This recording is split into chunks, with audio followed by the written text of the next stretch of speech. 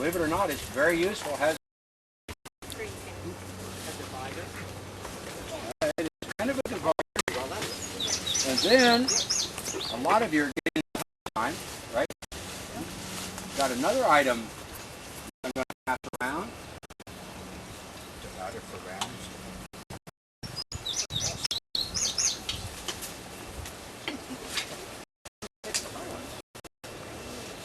Most of you will know what that is.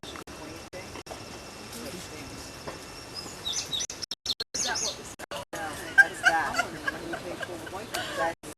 We know what that is.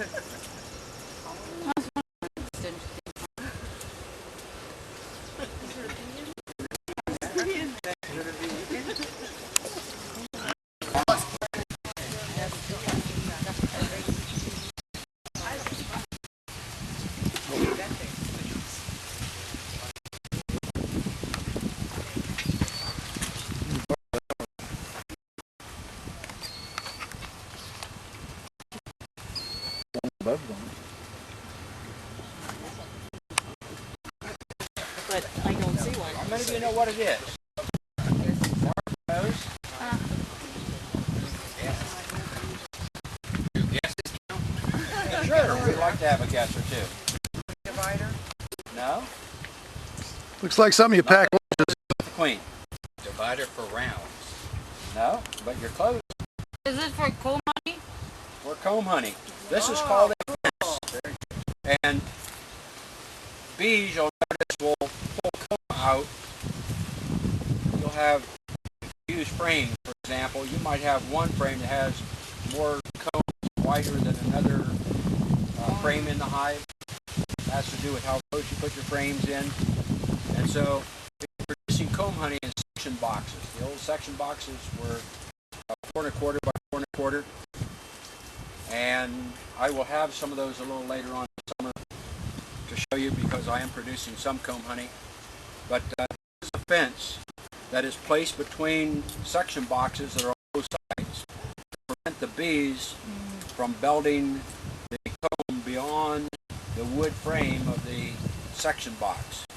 And therefore you get all very uniform, wide comb in your section boxes. You don't have one that's real wide and fat and one that's real narrow. Because when they sell comb honey in the old section boxes, they have a container, kind of a cardboard container that the section box gets down into. And if it's too wide, then you're going to mess up your comb. Also, your weeds are considerably too.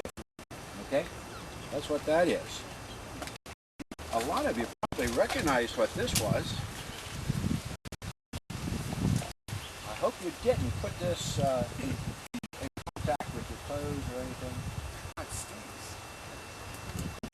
It stinks.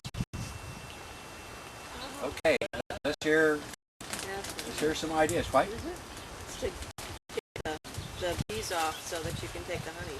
This is called a fume board. Fumes take something like honey robber or Bingo, sprinkle it on the felt bottom underneath. By the way, these are very easy to make for yourself. But, you then set this over top of the hive and the fumes go down and drive the bees out of the honey. It's one way to get many people try to brush bees off of frames. You know, if you're starting beekeeping, you want to get the honey frames out of your super. One way to get the crap stung out of you is out there trying to brush them off. With this, the bees, generally speaking, are very docile. When you take off honey, the bees are kind of wondering because if you walk into your house after you've worked bees with honey robber or you sit down in a restaurant for lunch, you're going to avoid the restaurant. I worked with Brad Pruitt last night taking off his honey. We use this fume board, and the reason this stinks is because it has had some Beego on it, And when he got home last night, he walked in the house. His wife said, put him out in the back, made him undress on the porch. And so these are effective in driving bees down. I also use Beego in my smoker sometimes to get bees to move up in a hive too, especially when we shake package bees. So the odor that you smell is from the Beego, That's the Beego. not from the bees. No, not from the bees. Or This not is- from the beekeeper. But you did have a plastic bag I brought it in. It does these fumes, if you're riding around in your automobile, will make your eyes start burning. That's urine or something in there?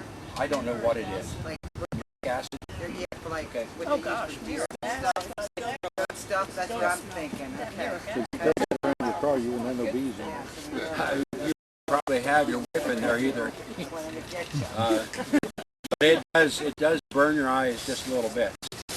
So now I picked up at the Heartland Beekeeper Society a number of little items I'm going to bring in, which we'll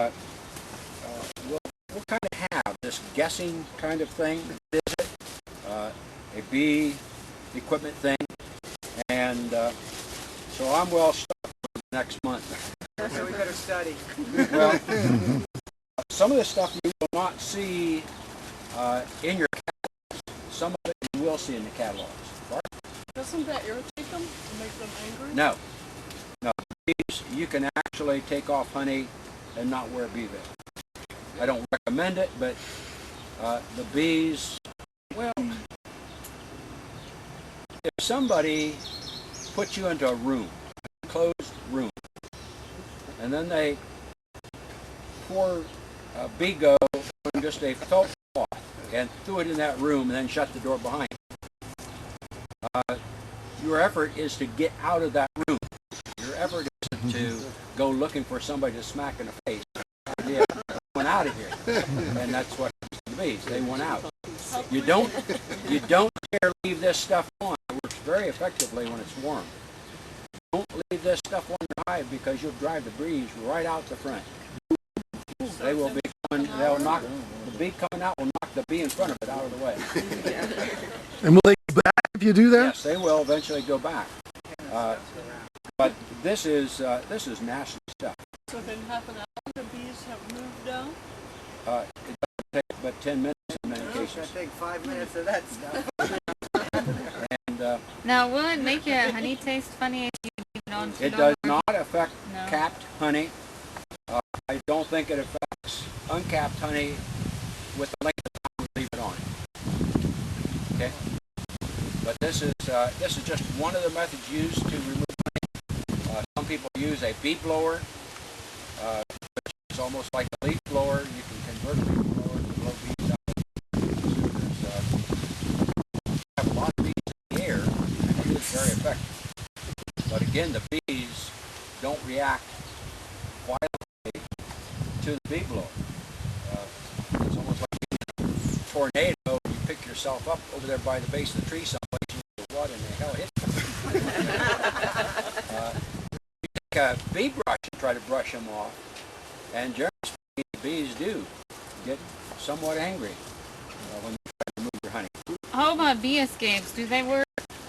Escapes do work. They don't work in real hot weather as well as they do in cold, because you put a bee escape, this is, almost all of you know that you have an inner cover with a oval hole rather than round. The bee escape is designed to fit into that oval hole, and it operates by having two little pins. Actually, they are metal tabs that a bee can pass through one direction but can't get back the other. And when it starts getting cool, bees will pass through that to go down into the brood chamber where it's warm, rather than step in the honey suit. But they can't get back into the honey suit. But it's a process that may take some time to get the bees out of the coop. It doesn't happen as quick as this. If you throw the bees out, wouldn't you drive the queen out too?